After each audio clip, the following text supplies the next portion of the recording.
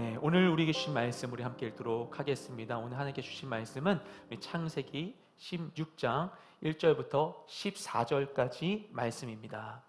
자, 함께 읽을 텐데요. 여러분 화면에 이 말씀을 보시면서 같이 읽으면 좋겠습니다. 아브라함의 아내 사레는 아이를 낳지 못했습니다. 그녀에게는 이집트 출신의 여종이 있었는데 그녀의 이름은 하갈이었습니다. 사레가 아브라함에게 말했습니다. 여호와께서 내가 아이 낳는 것을 막으시니 내 여종과 동침하십시오. 어쩌면 내가 그녀를 통해 아이를 얻을지도 모릅니다. 아브라함이 사레의 말을 들었습니다. 아브라함의 아내 사레가 자기 여종인 이집트 여인 하갈을 데려다가 자기 남편 아브라함에게 아내로 준 것은 아브라함이 가나안 땅에 살기 시작한 지 10년이 지난 무렵입니다. 아브라함이 하갈과 동침하니 하갈이 임신을 하게 됐습니다. 자기가 임신한 것을 알게 되자 하갈은 자기 여주인을 업신 여겼습니다.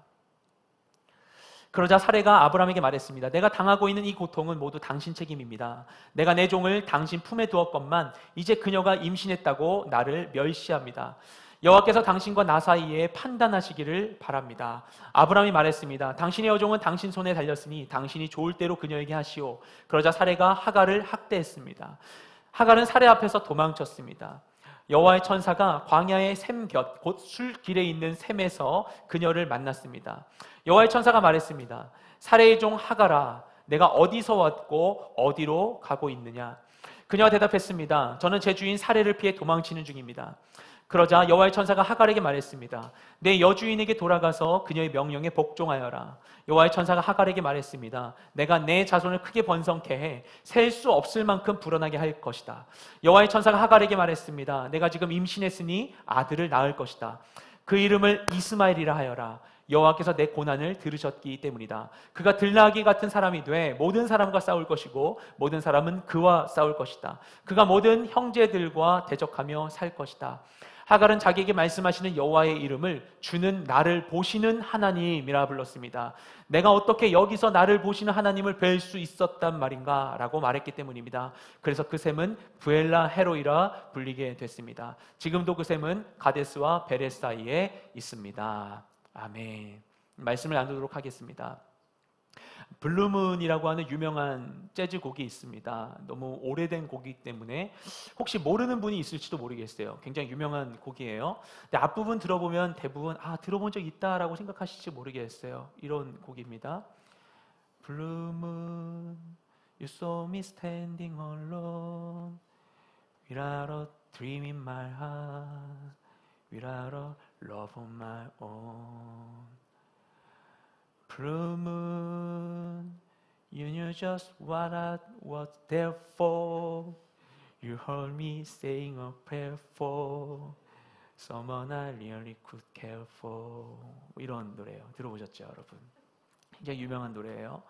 전설적인 미국의 이 재즈 보컬리스트 빌리 홀리데이가 불렀었던 곡입니다. 많은 가수들에게 세계적으로 재해석되어서 불려졌었던 매우 오랜 시간 동안 지금도 사랑받고 있는 노래입니다. 이 노래는 가볍게 흥겨운 느낌과는 달리 그 가사를 보시면 좀 어두운 그 내용으로 시작을 하고 있어요. 블루문이라는 제목부터가 그렇습니다. 이 블루문이 무엇인가 하면은 이제 달 초에 보름달이 뜨게 되었을 때 한 달 안에 보름달이 2번 뜨는 경우가 있대요. 그때 2번째 뜨는 달을 일컬어서 블루문이라고 불렀다고 합니다. 이게 파란 달이어서 블루문인 게 아니고요. 우리나라 문화와는 달리 서구에서는 이 달, 보름달을 좀 이제 흉조로 보았죠. 불길한 징조로 보았습니다. 근데 2번째 달은 더 불길하게 여겼던 거예요. 그래서 배신의 달이라는 이름으로 불리면서 블루문이라고 2번째 달을 불렀다고 합니다. 그런데 이 노래의 화자는 바로 그 블루문 아래에서 모두가 불길하게 여기고 있는 그 달빛 아래에서 이야기하고 있는 거예요. 달을 향하여서. 내가 너무나 힘들고 외로운데 이 내 얘기를 들을 사람이 하나 없어서 그저 내가 벗삼아 얘기할 수 있는 게 모두가 피하고 있는 그 블루문밖에 없는 것입니다. 그래서 이런 이야기를 하는 거예요. 방금 그 가사를 보면요. 블루문, 넌 알지? 내가 외로이 홀로 있는 거. 꿈도 없이 사랑하는 사람도 없이 외로이 내가 홀로 있는 거 너는 봤지? 블루문, 너 내가 왜 거기 있었는지 알지? 나는 사랑하는 사람을 원하는데 그 사람을 원한다는 내가 이 기도를 읊조렸던 거 넌 듣고 있었지? 라고 이야기하는 거예요. 그런데 그렇게 우울하게 시작된 이 노래의 가사가 다음 부분에서 갑자기 분위기가 전환됩니다. 그때 갑자기 누군가가 그녀에게 나타났어요. 그녀가 두 팔로 안아주고 싶은 사람이었어요. 그리고 그가 그녀에게 사랑해달라고 속삭입니다. 그러자 푸르게 보였던 그 달이 갑자기 황금빛으로 변하게 됩니다. 그리고 그녀가 다시 블루문을 부르고 이야기해요. 난 더 이상 혼자가 아니야. 이렇게 이야기하는 게 이 노래입니다. 그녀가 외로운 상황 가운데 있었을 때 그녀를 위로해준 그 단 한 사람이 우울한 이 달빛 아래 있었던 그녀의 현실을 황금같이 환하게 비춰주었던 것입니다. 이 곡을 불렀던 빌리 홀리데이는 그 유명세와는 달리 매우 외롭고 힘든 삶을 살았던 것으로 알려져 있어요. 그녀의 부모도 그녀를 버렸고 사회도 그녀를 버렸고 사랑하는 이들도 그녀를 버렸습니다. 당대에 정말 화려한 최고의 여가수였었지만 인종차별과 이 외로운 삶에 시달려야만 했고요. 결국에는 마약과 알코올에 의존하다가 44세의 이 이른 나이에 세상을 떠나게 되었습니다. 그런 그녀는 아마 너무나도 외로웠을 거예요. 내가 마음을 두고 의지할 수 있는 그 누군가 어떤 사람이 단 한 사람만이라도 있기를 간절히 원했을 것입니다. 그리고 그런 마음으로 이 노래를 부르지 않았을까 생각해요. 그래서인지 이 곡의 원 제목이 있습니다. 이제 이 곡의 원 제목은 블루문이 아니라 프레이어, 기도였습니다. 외로운 마음으로 기도한 그녀의 마음을 담고 있는 곡이라고 할 수 있겠죠. 지치고 외로울 때 여러분은 어떤 기도를 하십니까? 너무 힘들고 마음이 어려운데 이런 마음을 나눌 사람조차 한 명 없다면 우린 무엇을 통해서 이 외롭고 고단한 마음을 위로받아야만 할까요? 오늘 본문에도 이 외로움 속에 고통받고 있었던 한 여인이 등장합니다. 그 이름은 하갈이고요. 그 이름의 뜻은 도망자였습니다. 자신의 삶과 모든 관계로부터 도망칠 수밖에 없었던 그녀의 이야기를 통해서 우리를 위로하시는 한 분을 이 시간 우리가 함께 만나게 되기를 소망합니다. 오늘 본문은 믿음의 조상인 아브라함의 그 전생의 가운데에서 가장 큰 일생일대의 실수를 다룬 장면이라고 할 수 있어요. 이 실수를 인하여서 시작된 이 한 집안에 있었던 이 두 형제 간의 갈등이 지금도 세계사 가운데 해결되지 않은 깊은 민족 갈등의 뿌리가 되었습니다. 바로 이 집안의 이 이삭과 이스마엘의 형제 갈등에서 시작된 이 이스라엘과 아랍 간의 뿌리 깊은 민족 갈등이죠. 이때 아브라함은 가나안에 온 지 벌써 10년이 되었어요. 그런데 그의 삶은 이전에 비해 조금도 나아진 것이 없었습니다. 그는 본래 이 가나안이라고 하는 근동 변방 지역에 살던 사람이 아닙니다. 그의 고향은 저 메소포타미아의 갈대아 우르였고요. 그가 가나안에 오기 전에 살던 곳도 메소포타미아에 있는 이 큰 도시 하란이었습니다. 그리고 그는 그곳에서 잘 살고 있었어요.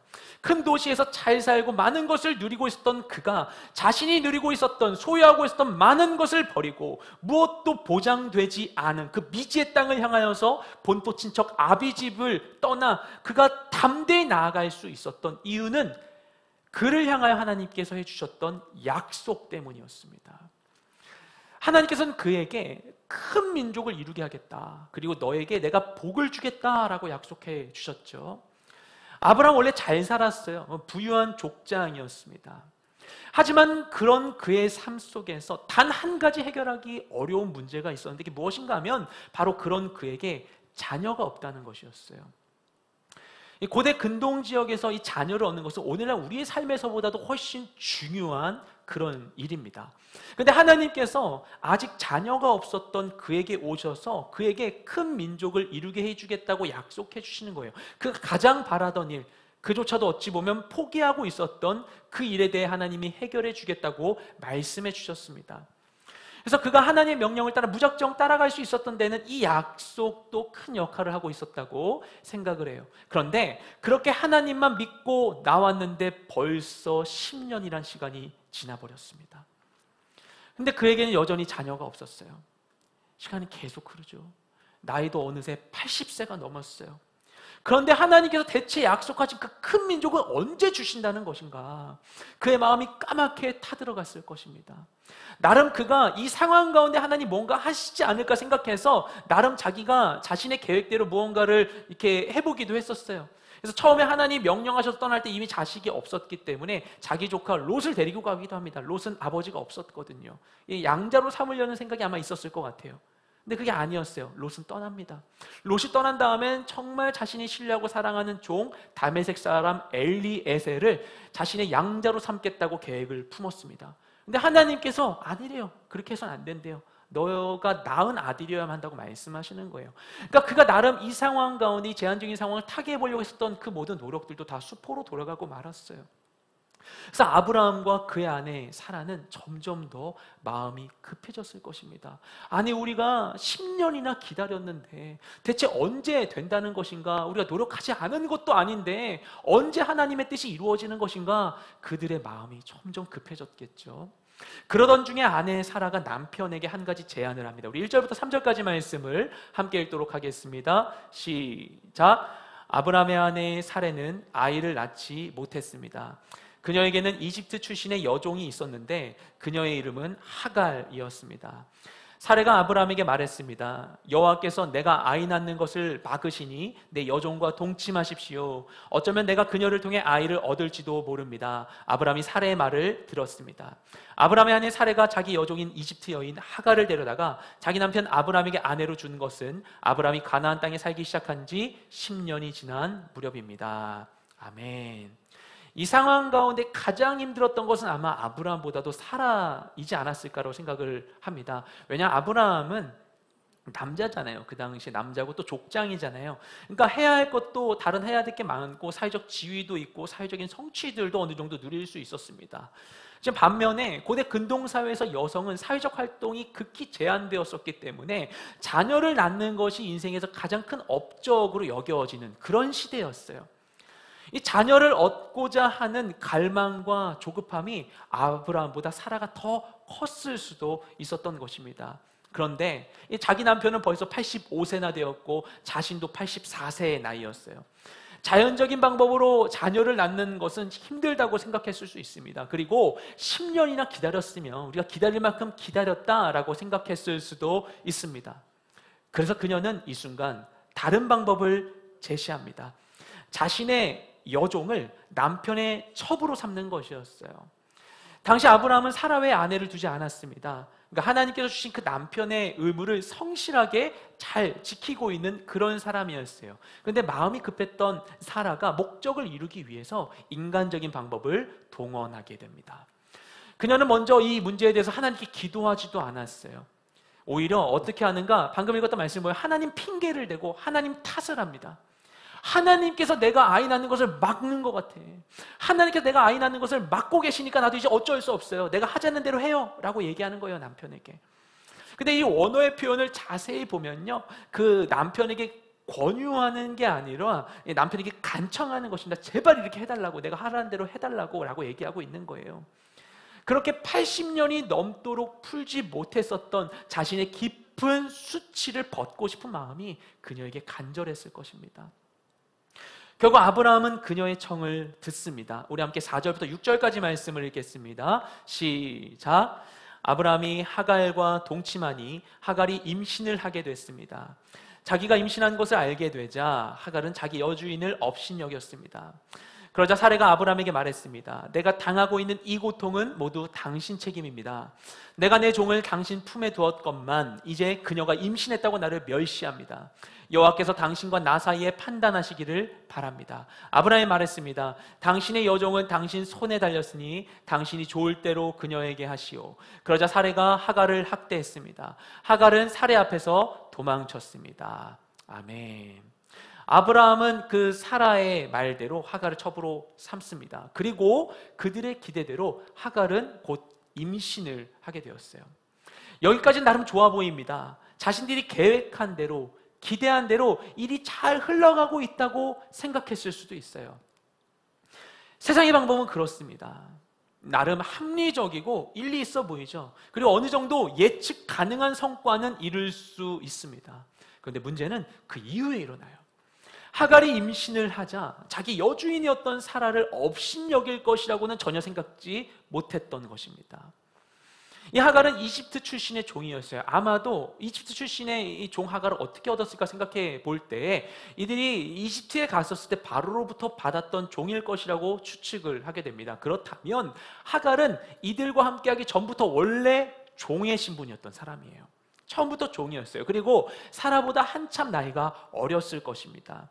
그래서 사라 입장에서 이 종 하갈이 우습게 보였겠죠. 당시 근동에서 종은 가축이나 재산의 취급을 받았어요. 그나마 아브라함의 집에서는 좀 사람 같은 대우를 했었던 것으로 보입니다. 그래도 사라가 하갈을 얼마나 쉽게 생각했으면 그냥 물건 다루듯이 남편한테 내 종을 첩으로 가져가라고 이렇게 이야기를 했겠어요. 그리고 이 과정 가운데 하갈의 의사는 묻지 않았던 것 같습니다.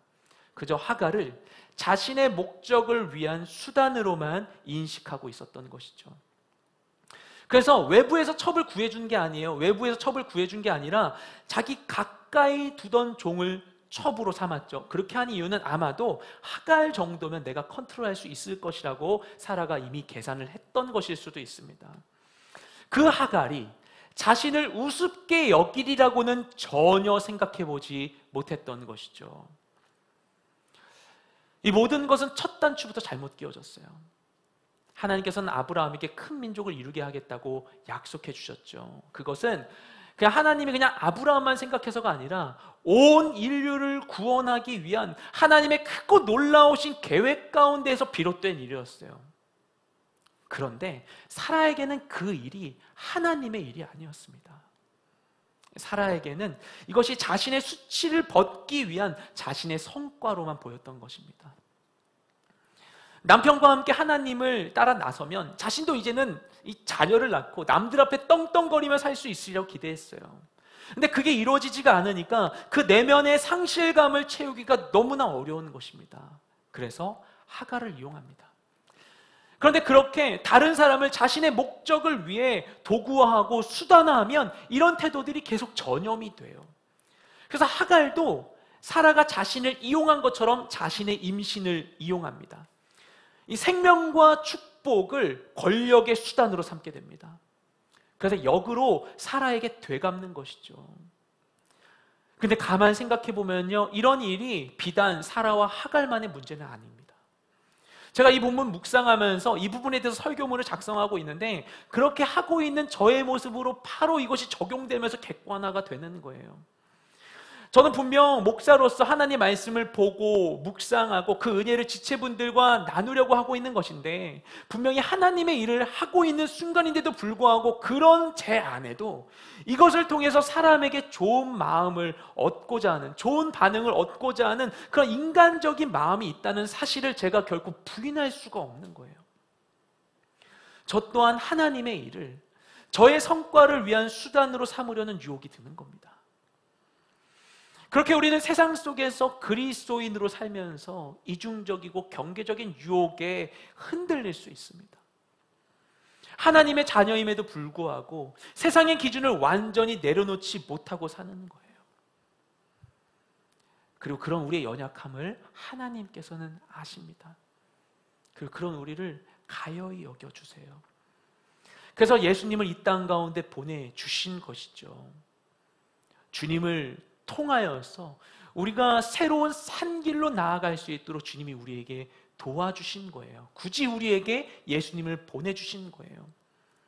하지만 그럴지라도 그로 인한 이 잘못된 선택의 결과는 우리의 삶 가운데 흉터와 같이 남을 수 있습니다. 사라는 뭔가 잘못됐다는 것을 깨달았어요.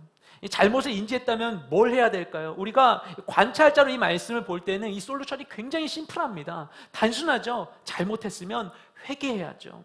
그런데 이 상황 가운데 있었던 사라는 다른 선택을 하게 됩니다. 이렇게 얘기해요. 남편에게 내가 지금 당하고 있는 모든 고통은 다 당신 탓이에요. 당신 때문에 이렇게 됐어요.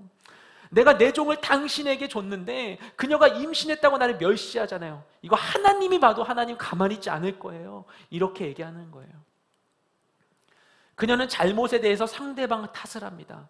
그리고 스스로 이 문제를 해결하지 않고 갈등의 중심엔 자신이 있었음에도 불구하고 내가 스스로 나서서 해소하지 않고 상대방을 조종합니다. 거기에 더해서 함부로 하나님의 이름까지 들먹이고 있어요. 하나님 이용해서 협박하는 건 정말 나쁜 거거든요. 최초의 범죄자 아담도 그랬었죠. 자기가 죄를 지었으면 하나님께 나아가 회개해야 함에도 불구하고 자신을 찾아온 하나님께 자기 잘못을 인정하지 않고 도리어 하나님 탓을 하고 하와 탓을 합니다.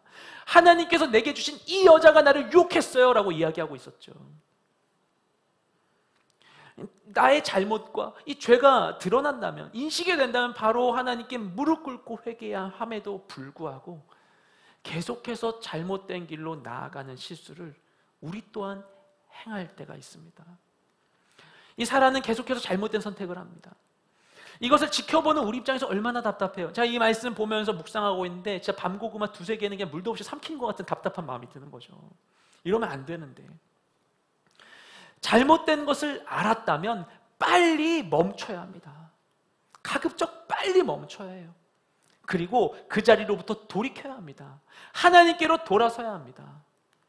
이와 같은 잘못을 인지한 그 자리 가운데에서 그때 빨리 나의 잘못을 캐치하고 바른 선택을 하는 여러분 되시기를 주님의 이름으로 축복드립니다.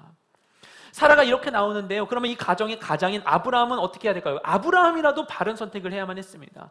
뭔가 잘못되었다는 사실을 알게 되었다면 이 상황과 아내의 이 마음을 살피고요. 이 아내의 상한 마음을 위로하고 아내에게 소망의 말을 전하고 그리고 이 오류를 바로 잡아야 했을 것입니다. 그래야 하는 책임이 그에게 있었어요. 그런데 아마도 그는 이런 상황이 그저 힘들고 귀찮고 또 짜증났었던 것 같아요. 그래서 자신의 책임을 회피하고 이 사라의 이 잘못된 태도를 방관합니다. 갈등 앞에서 남성들이 일반적으로 보이는 모습이라고 생각을 해요. 저도 너무 부끄럽더라고요. 이런 부분들을 보는데 제가 했었던 모습이에요. 어떻게 보면 대체로 갈등 앞에서 자매님들이 형제님보다 더 좀 합리적이고 냉정하다는 생각을 할 때가 있습니다. 갈등과 문제가 있으면 자매님들은 대체로 이것을 객관화하고 이제 객관적으로 이제 이해하고 이걸 나누어서 위로를 받고 사건의 원인을 해결하기를 원하거든요. 근데 형제님들은 대체로 원인이야 어찌 되었든 이 갈등 자체가 이게 미션이고 이게 문제입니다. 그래서 갈등이 생기면 서로 싸우면 언성이 높아지면 상대방이 울면 그게 사건인 거예요. 그것을 해결하는 것이 최우선의 과제가 됩니다. 그런데 남자에겐 그게 너무나 어려운 거죠. 그 상황과는 남자들은 일반적으로 굉장히 큰 스트레스를 받습니다. 그래서 때로는 감당하기가 어려워서 회피하거나 방관합니다. 또는 그냥 덮어놓고 그냥 의미 없는 사과를 하기도 해요. 내가 잘못했어. 미안해 잘못했어. 뭐 이렇게 하는 거예요. 그럼 상대방은 더 열받죠. 아브라함도 그랬던 것 같습니다.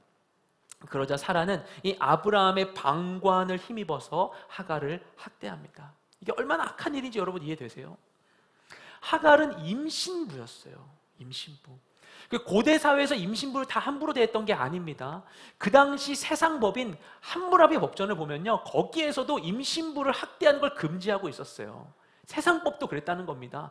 그런데 하물며 하나님의 사람이 내가 화난다고 열받는다고 내가 맘대로 이 사람 괴롭히려고 상황을 논리를 나에게 유리한 쪽으로 이렇게 만들고 그리고 약자를 괴롭히고 학대하고 있었던 것입니다. 어떻습니까? 상황은 최악이었어요. 사라의 이 골물대로 골마버린 오랜 상처와 그리고 욕망을 위한 조급함과 부덕함, 그리고 이 모든 것에 대한 최종적인 책임을 갖고 있는 아브라함의 이 책임감이라고는 1도 발견할 수 없는 이 유체이탈 행보, 그 사이에서 아무 힘이 없는 하갈은 그냥 어떤 것도 스스로 선택하지 못하고 또 누구에게도 보호받지 못한 채 폭력과 방관에 시달리다가 결국 그 이름처럼 달아납니다. 이처럼 그저 도망치는 것, 도피하는 것 외에는 아무것도 할 수 없는 상황이 우리에게도 닥칠 수가 있어요. 하지만 그건 문제 해결의 방법은 아니죠. 오히려 문제는 그대로 그냥 남아있게 됩니다. 이것이 그 문제를 더 키울 수도 있게 되는 것이죠. 그럼 그런 상황 가운데 있게 될 때 우리가 그 상황 속에 기대할 수 있는 것은 무엇일까요? 아무런 희망도 없었던 이 무력함과 외로움에 빠져 있었던 하갈에게 한 줄기 빛이 임하게 됩니다. 우리 함께 7절부터 9절까지 말씀을 읽겠습니다. 시작. 여호와의 천사가 광야의 샘 곁 곧 술길에 있는 샘에서 그녀를 만났습니다. 여호와의 천사가 말했습니다. 사레의 종 하갈아, 내가 어디서 왔고 어디로 가느냐? 그녀가 대답했습니다. 저는 제 주인 사레를 피해 도망치는 중입니다. 그러자 여호와의 천사가 하갈에게 말했습니다. 내 여주인에게 돌아가서 그녀의 명령에 복종하여라. 아멘.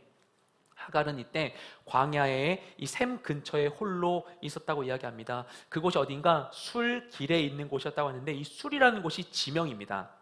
그래서 이들이 살고 있는 곳이 가나안 남부 지역이었었는데요. 이 가나안 남쪽에서 이집트로 내려가는 지름길 가운데 있었던 곳이 바로 술이고요. 그 술의 이 길가 가까이 있는 샘에 그녀가 도착하여서 잠시 그곳에 머물고 있었던 것이죠. 아브라함의 집에서 학대받고 보호받지 못하면서 그녀는 살기 위해 도망쳤습니다. 그리고 자신이 갈 만한 곳은 자신의 고향인 이집트밖에 없다고 생각했을 거예요. 그래서 그냥 무작정 이집트를 향해 달려갔겠죠. 내가 갈 데가 없는 줄 알면서 막 갔을 거예요. 그러다가 이 광야 가운데 너무 지치고 목이 마른 상황 가운데 술길에 있는 이 샘에 도착해서 겨우 목을 죽이면서 쉬고 있었던 상황인 겁니다. 근데 그러다 보니까 너무 막 굉장히 흥분해 있었던 그 격동했던 감정이 차차 식고 생각이 차분해졌을 거예요. 그렇게 생각해 보니까 답이 없어요. 내가 이집트 가도. 그녀는 이집트에서 잘 살던 사람이 아닙니다. 그곳의 종, 노예였어요. 자기가 이집트 간다고 해서 거기에 누구 나를 반겨줄 사람이 날 기다리고 있는 것도 아닙니다. 차라리 아브라함의 집에서의 삶이 더 나았을 것입니다. 거기 간다고 해서 잘 곳이 보장되어 있는 것도 아니에요. 그런데 이제는 이방 땅이 되어버린 그곳에 가서 남편도 없이 어떤 보호장치도 없이 홀로 아이를 낳아서 키워야 하는 것입니다. 이 아이를 낳으면 그나마 아브라함의 집에서는 아무리 이 여주인 사라가 시기를 하더라도 그래도 그 집안의 하나뿐인 아이이기 때문에 사랑받으며 자랄 수는 있을 거예요. 하지만 이집트에 가면 그냥 노예의 아빠 없는 아이일 뿐인 거예요. 그런데 다시 아브라함의 집으로 가자니 사라가 너무나 무섭고 밉고 또 아브라함은 더 미운 거죠. 그렇게 중간에서 어디로도 가지 못하고 누군가에게 속 시원히 나의 고민을 나누지도 못하고 외로이 홀로 울고 있는 그녀를 누군가가 찾아옵니다. 그런 그녀에게 하나님께서 천사를 보내셨어요. 그 하갈은 아마 아브라함의 집에 살고 있었기 때문에 하나님을 알고 있었겠죠. 하나님께서 하갈을 아시고 명확하게 그녀를 불러주십니다. 사레의 종 하갈아 라고 불러주세요. 그녀가 누구인지 아시는 거예요. 그리고 그녀에게 질문하십니다. 너 지금 어디에서 와서 어디로 가고 있니? 라고 질문하세요. 하나님께서 그녀에게 상태를 물어보시는 거죠. 하나님께서 그녀의 힘든 상황, 외로운 상황, 홀로 있는 상황 딱 아시고 정확한 타이밍에 오신 하나님께서 그녀가 정말 어디에서 와서 어디로 가는지 모르시는 걸까요? 당연히 아시겠죠. 그런데 그런 상황 가운데 하나님께서는 그녀에게 질문을 통하여서 그녀가 자신의 상황을 인식할 수 있도록 도와주시는 거예요. 그녀의 과거, 어디서부터 온 것인가? 그리고 그녀의 미래, 어디로 가고 있는 것인가? 이를 통해 그녀의 현재, 지금 어떤 상태인가를 인식하게 하시는 것입니다. 하나님께서는 그렇게 우리의 삶의 순간에 찾아오셔서 우리가 어떤 상황에 있는가를 깨닫게 해주세요. 빛이신 그분이 임하게 될 때 그분 안에서 우리는 나를 더욱더 선명히 바라볼 수 있게 되는 것입니다. 아담이 범죄했을 때도 하나님 찾아오셔서 물어보세요. 아담아 네가 어디 있느냐? 가인이 범죄했을 때도 그를 찾아와서 물어보세요. 가인아 내 아우 아벨이 어디 있느냐?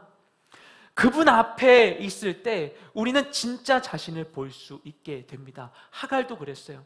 그녀는 주님의 질문 앞에서 자신의 상황을 보았습니다. 그리고 대답합니다. 전 지금 제 주인인 사레를 피해 도망치고 있습니다. 그녀의 말을 보면요, 그녀의 이때 이 상황 인식을 엿보일 수 있습니다. 아, 난 사라의 종이었지. 아, 나는 그냥 도망치고 있을 뿐이구나 라고 그녀가 자신의 상황을 객관적으로 깨닫게 되었어요. 그러자 하나님께서 그녀에게 말씀하십니다. 자, 내 여주인에게 돌아가서 그녀의 말을 따라라 라고 얘기하세요. 여기서 돌아간다라고 표현되어 있는 이 단어, 히브리어 단어의 이제 원뜻은 우리 위치를 이렇게 돌이키는 것, 방향을 돌이키는 것뿐만 아니라 회복하다, 새롭게 하다라는 의미도 갖고 있어요. 그래서 하나님께서 그녀에게 원래 있던 곳으로 돌아가서 관계를 회복하라고 말씀해 주시는 것이죠. 네가 사라가 너를 도구 취급했던 것처럼 너도 똑같이 임신을 권력화하고 그녀를 통제하고 조종하려고 했었던 모든 것들을 내려놓고 겸손히 그 관계를 회복해라 라고 말씀해 주시는 것입니다. 우리의 갈등의 문제를 해결하는 것은 결코 단절로 이루어지지 않습니다. 때로는 정말 힘들 때, 정말 방법이 없을 때 적절한 단절이 필요할 때가 있기도 해요. 정말 할 수 없을 때. 하지만 궁극적으로는 새롭게 관계를 회복하는 것만이 관계를 해결하는 열쇠가 되는 것이죠. 그런데 하갈의 입장에서 볼 때 그렇다고 해서 이대로 그냥 돌아가자니 여전히 학대와 방관의 가능성 속에서 아무 소망 없이 살 수도 있었던 거예요. 그래서 하나님께서는 그녀가 자신의 방법을 내려놓을 때 하나님의 방법으로 그녀를 돕겠다고 말씀하십니다. 우리 10절부터 12절까지 말씀을 함께 읽겠습니다. 시작. 여호와의 천사가 하갈에게 말했습니다. 내가 내 자손을 크게 번성케 해 셀 수 없을 만큼 불어나게 할 것이다. 여호와의 천사가 하갈에게 말했습니다. 내가 지금 임신했으니 아들을 낳을 것이다. 그 이름을 이스마엘이라 하여라. 여호와께서 내 고난을 들으셨기 때문이다. 그가 들나귀 같은 사람이 돼 모든 사람과 싸울 것이고 모든 사람은 그와 싸울 것이다. 그가 그 모든 형제들과 대적하며 살 것이다. 아멘. 하나님께서 놀라운 축복의 말씀을 그녀에게 주십니다. 그녀가 아들을 얻을 거래요. 아들 얻는 것은 그 당시 근동 유목사회에서 매우 큰 축복이었습니다. 그리고 그 아들을 통하여서 큰 민족을 이루게 될 것이라고 약속해 주십니다. 그러면서 그 아들의 이름은 이스마엘이라 짓도록 하나님께서 말씀해 주십니다. 그 이름의 뜻은 하나님께서 들으신다라는 의미예요. 이 부분이 성경 전체에서 갖는 의미가 굉장히 큽니다. 왜 그러냐면은 이 장면이 성경 가운데에서 처음으로 하나님께서 누군가의 이름을 지어주신 장면이 바로 이 장면이기 때문입니다. 하나님이 가장 먼저 이름을 지어주신 자는 다름 아니라 하갈의 아들 이스마엘이었어요. 하나님께서는 고통당하는 이방 여인 그 하갈의 마음의 소리를 들으셨습니다. 근데 그녀는 약속의 사람이 아니었고 이방인이었어요. 그녀의 아들 이스마엘 또한 하나님의 약속으로 난 자가 아니었어요. 이스마엘은 결국 아버지 이 아브라함의 유업을 잊지도 못한 채 이 집안에서 쫓겨나게 됩니다. 하지만 그런 그녀도 하나님께 있어서는 늘 눈동자같이 지켜보시고 돌보시는 그분의 자녀였던 것이죠. 하나님은 그 어떤 민족도, 그 어떤 사람도 그분의 목적과 계획을 위해서 도구로 삼고 수단화하지 않으셨어요. 이 성경의 말씀이 하나님의 구속사를 담고 있다고 해서 아브라함의 가문 가운데 잠깐 있었던 아브라함과 사라의 이 실수를 통하여서 아브라함의 자녀를 얻게 된 이 하갈이라는 사람이 하나님의 구원 계획을 위해서 잠시 쓰다 버리는 불쏘시개 같은 존재가 아니었던 것입니다. 우리는 죄로 인해 다른 사람을 이용하기도 해요. 우리가 연약해서, 우리가 악해서 이용하기도 해요. 때로는 우리가 심지어 자신의 목적을 위해 하나님마저 이용하려 할 수 있지만 하나님은 결코 우리를 이용하지 않으십니다. 하나님은 그런 그녀의 고통의 소리를 들으셨어요. 그래서 그녀에게 이스마엘을 주셨습니다. 그러자 하갈이 여호와를 찬양합니다. 우리 13절 14절 말씀을 함께 읽도록 하겠습니다. 시작. 하갈은 자기에게 말씀하시는 여호와의 이름을 주는 나를 보시는 하나님이라 불렀습니다. 내가 어떻게 여기서 나를 보시는 하나님을 뵐 수 있었단 말인가? 라고 말했기 때문입니다. 그래서 그 샘은 부엘라 헤로이라 불리게 됐습니다. 지금도 그 샘은 가데스와 베레 사이에 있습니다. 아멘. 하갈이 이 순간에 여호와를 부릅니다. 나를 보시는 하나님, 나를 살피시는 하나님, 나를 감찰하시는 하나님, 엘로이라고 하나님을 부르게 돼요. 하나님의 이름을 지어 부르는 거예요. 엘로이, 나를 살피시는 하나님. 이게 바로 찬양입니다. 하나님의 선하심을 맛보고 내가 경험한 하나님에 대한 고백을 그분께 올려드리는 것이 바로 찬양이에요. 주님 감사해요. 주님 사랑해요. 주님은 전능하신 분이세요. 엘샤다이. 주님은 치유하시는 분이세요. 여호와 라파. 주님은 나와 함께 하세요. 임마누엘. 우리가 경험한 그 하나님을 향해서 내가 경험한 것을 고백해 올리는 게 하나님이 받으실 만한, 기뻐하실 만한 찬양이 되는 것입니다. 그녀는 이 순간에 그 무엇으로도 해결할 수 없어서 그저 도망치는 것 외에는 선택할 수 없었던 상황 가운데 이 고통과 절망과 고립의 순간에 이르러서야 진짜 여호와 하나님을 만나게 되었습니다. 그분이 어떤 분이신지를 분명히 알게 되었어요. 이 하나님은 정말 나를 아시는 분이구나.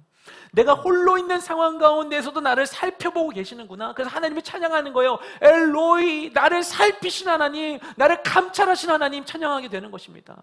그리고 그 상황이 너무나 감격스럽고 놀라운 거예요. 내가 어떻게 하나님을 만났지?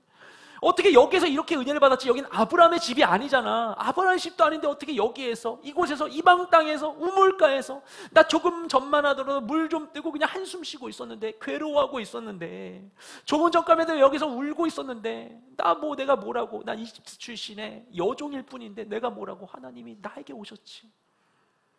그 순간이 너무나 새로웠어요. 그 절망의 순간이 갑자기 소망의 순간으로 변화되었어요. 그래서 그녀는 자신의 현실을 새롭게 인식합니다. 그래서 그곳에 이름을 새롭게 지어요. 이름 없던 샘이었는데, 그냥 술길에 있는 샘이었는데 그곳에 부엘라 헤로이라는 이름을 짓게 됩니다. 그 이름의 뜻은 나를 보시는 살아계신 하나님의 우물이라는 뜻입니다. 이 절망과 고독의 장소가 소망과 기쁨의 장소로 바뀌었습니다. 마치 앞서 나누었던 그 빌리 홀리데이의 블루문이 황금빛으로 변화된 것처럼 말이죠. 고통의 순간 가운데 있을지라도 바로 그 순간에도 나와 함께 하시며 나의 모든 상황을 살피고 계신 그 살아계신 하나님 만나게 될 때 우리의 모든 상황은 어둠을 넘어 황금빛으로 빛나게 됩니다. 우리가 힘들 수 있어요. 또 오랜 기다림 가운데 지칠 수 있어요. 당장에 해결할 수 있는 어떤 방법도 생각나지 않는 갈등이 우리 앞에 있을 수도 있습니다. 그런 상황 속에서 우리의 인간적인 방법이 결코 완전한 해결책이 될 수는 없습니다. 그리고 상황에서 도피하는 것도 우리를 그 상황에서 자유케 해줄 수 없습니다.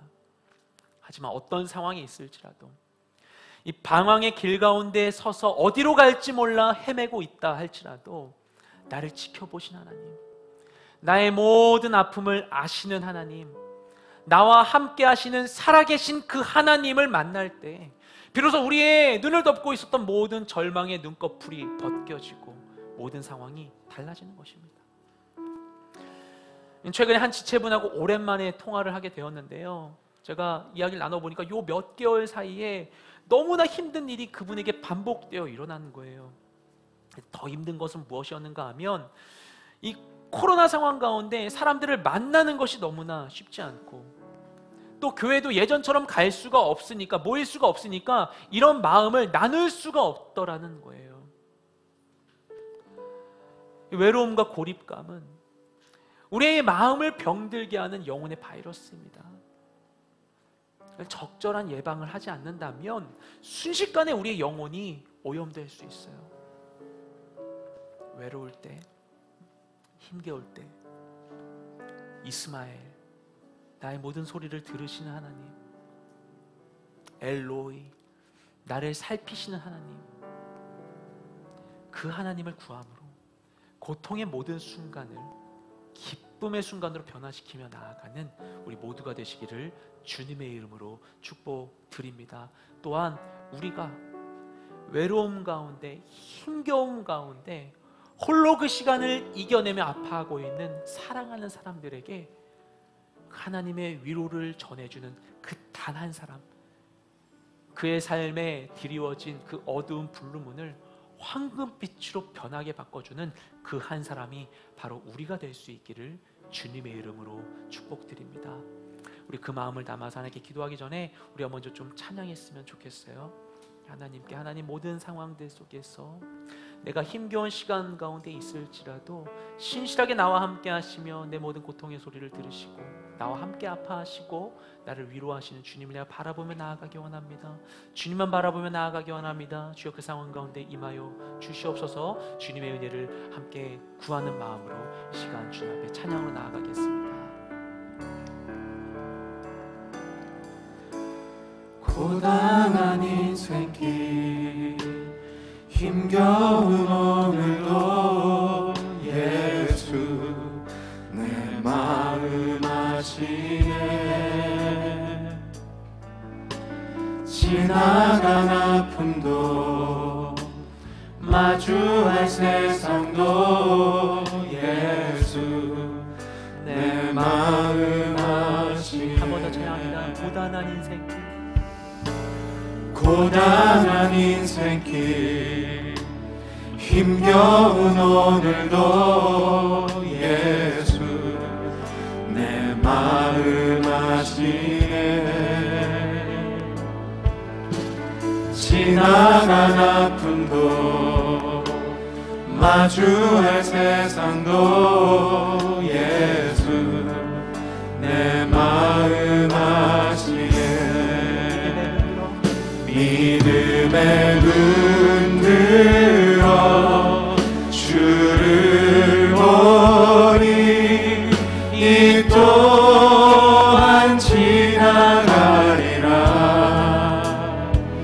주어진 내 삶의 시간 속에 주의 뜻 알게 하소서.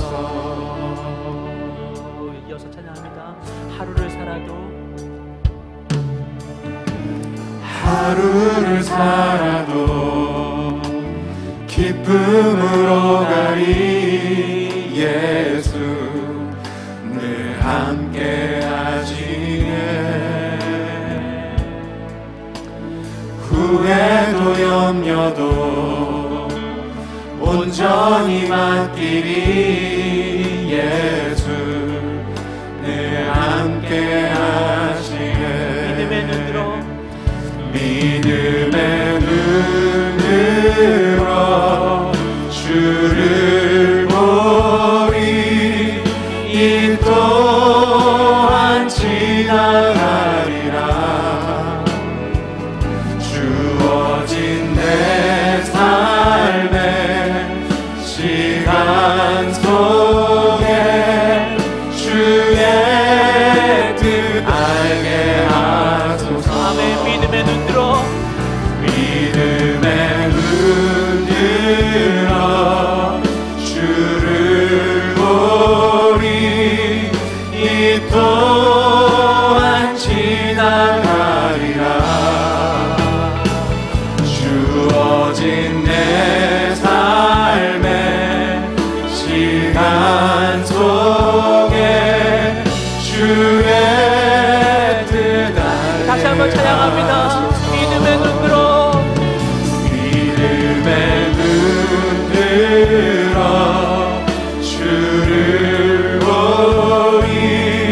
이 또한 지나가리라.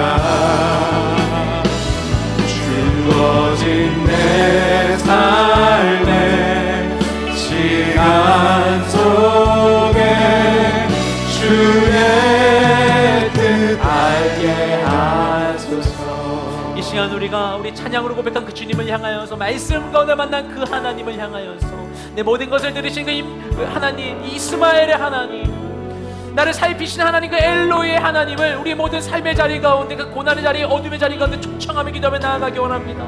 주여 임하여 주시옵소서. 내 모든 것을 살피시는 하나님, 아버지 그 술기의 샘 가운데 목을 죽이었다 하갈과 같이 아버지 무엇을 향해 나아가야 할지 알지 못한 채 그 자리 가운데 머물러 헤매고 있는 상황 가운데 있을지라도 나를 살피시는 하나님께 나를 하시고 나와 함께 하신 줄 믿습니다. 임하여 주시옵소서. 주님 역사하여 주시옵시고 내 귀를 열어주시고 내 고개를 들어주시옵소서. 주님을 바라보며 그 음성을 듣고 주님과 함께 그 시간을 살아내는 내 모든 인생 되게 하여 주시옵소서. 그 모든 상황 가운데 주의 임재를 구하며 합심하여 기도하며 나아가기 원합니다. 기도하시겠습니다.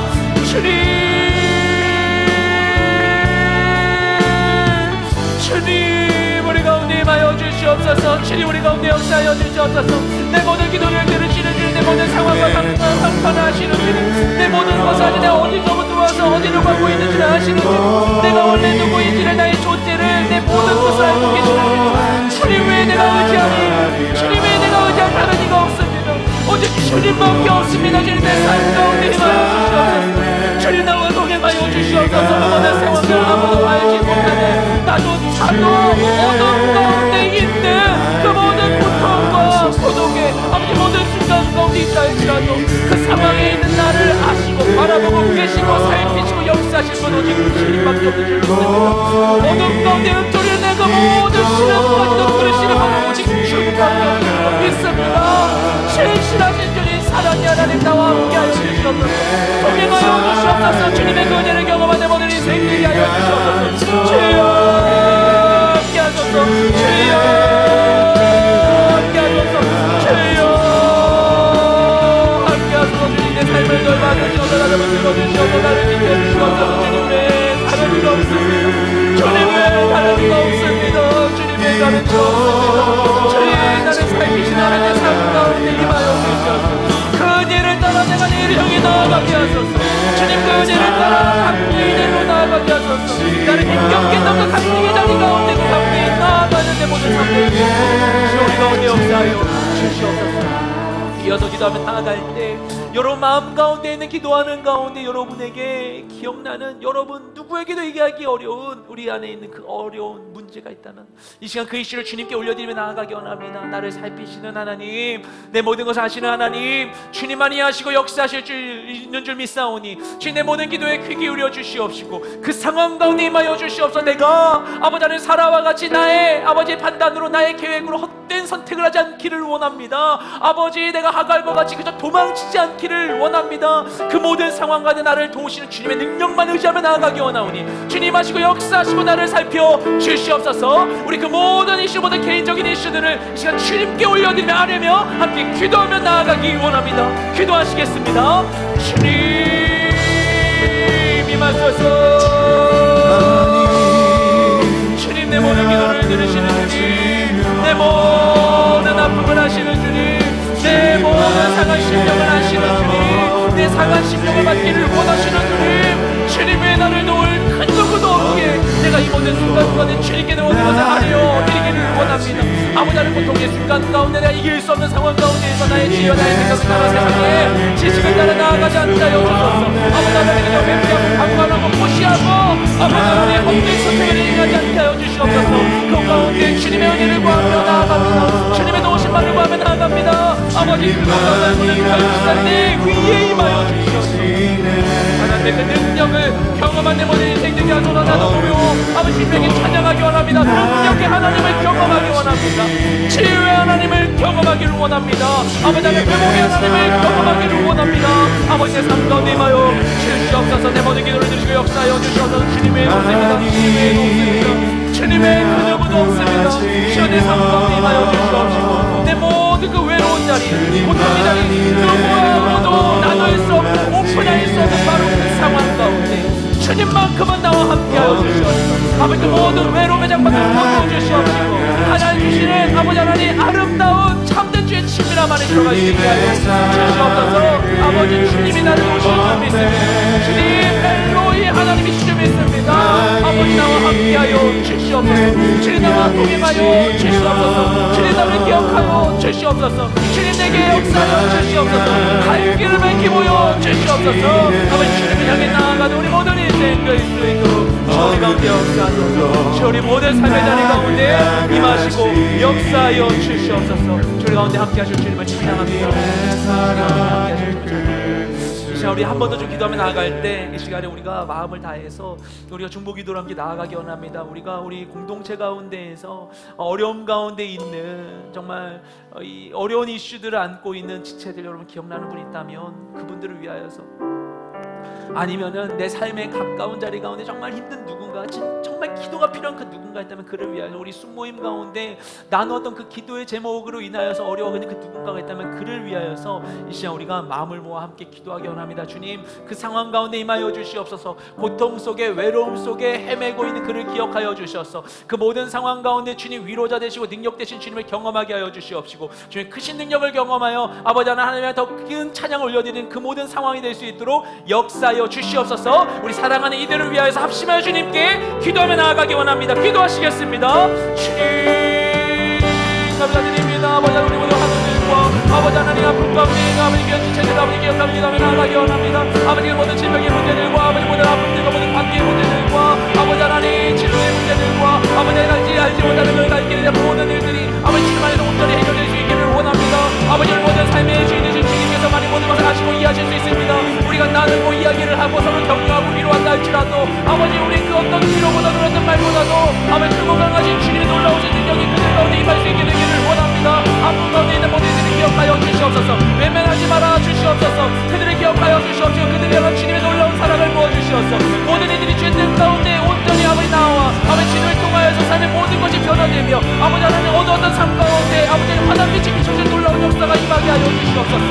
아버지 하나님 공동체 가운데 아버지 귀한 사람답게 알게 하시고 아버지 나누게 하시고 기억하게 하시면 감사드립니다. 지금도 아버지 홀로 아버지 하나님 외로운 자리 가운데에서 아버지 예배하고 있는 자들이 있다면 아버지 하나님 이것을 공유할 수 있는 이 없는 상태 가운데 아버지 작은 화면을 의지하여 아버지 예배하고 있는 외로운 사람들이 있다면 아버지 고독 가운데 주님을 떼고 있는 자들이 있다면 아버지 그들 기억하여 주시옵소서. 그 상황을 주님 덮어 주시옵소서. 주님 바라고 있는 모든 상황 가운데 주님 충만히 임하여 주시옵소서. 주의 보혈을 덮어 모든 걸 정결하게 하소서. 주님 임하소서 임하소서 임하소서. 그 마음 가운데 임하소서. 그 마음을 가득 채워주셔서 주의 사랑으로 채워주셔서 충만한 주님의 은혜를 따라 이러한 평안한 일행이 나아가 놀라운 역사가 우리 모든 이들 가운데 임하게 하여 주시옵소서. 고통의 순간이 절망의 순간이 고독의 순간이 주님을 통하여서 부엘라 헤로이가 되기를 원합니다. 아버지 나를 살피시는 살아계신 하나님을 만나기를 원합니다.